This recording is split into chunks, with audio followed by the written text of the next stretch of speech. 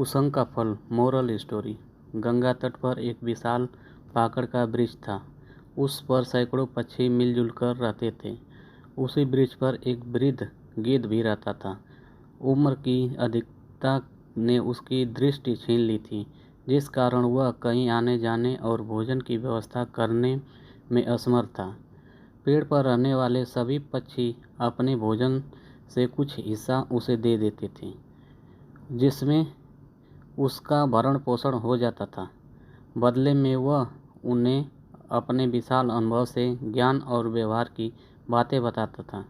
साथ ही उनके बच्चों की देखभाल और शिक्षा का दायित्व उठाता था। इस प्रकार वे सब एक परिवार की भांति बड़े सुख चैन से रहते थे।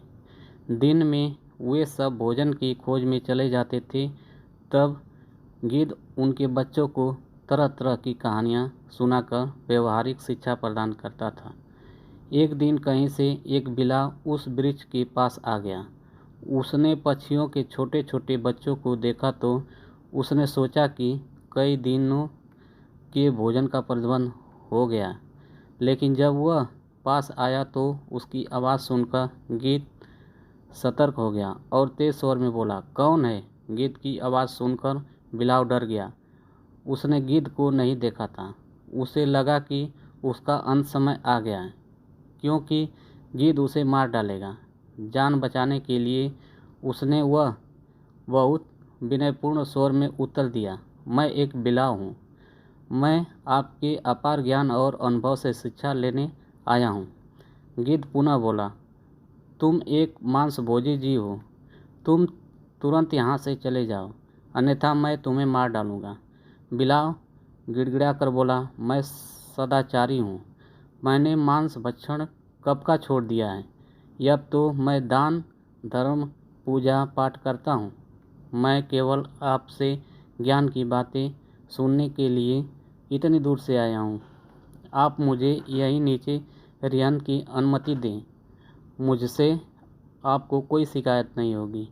बिलाव के बार बार प्रार्थना करने पर गिद्ध मान गया। उसने उसे नीचे रहने की अनुमति दे दी।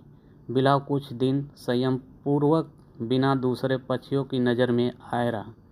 इसी बीच उसे यह भी ज्ञात हो गया कि गिद्ध अंधा है। फिर उसने पक्षियों के बच्चों को खाना शुरू कर दिया। उनको खाकर वह हड्डी गिद्ध के कोटर में चुपचाप रख देता था। अंधे गिद्ध को इसका पता नहीं चल पाता था। शाम को जब पक्षी वापस आते तो अपने बच्चों को न देखकर बहुत दुखी होते। एक दिन उसने बाकी सारे बच्चों को खा लिया और भाग गया। शाम को पक्षी वापस आए तो घोंसले खाली पाकर बच्चों को ढूंढने लगे। देखते हुए जब वे गिद्ध के कोटर में पहुँचे तो वहाँ उन्हें बच्चों की हड्डियाँ मिली। उन्होंने समझा कि गिद्ध ने ही उनके बच्चों को खाया है। सब ने मिलकर गिद्ध को मार डाला। इस प्रकार कुसंग के कारण गिद्ध मारा गया। मोरल सीख।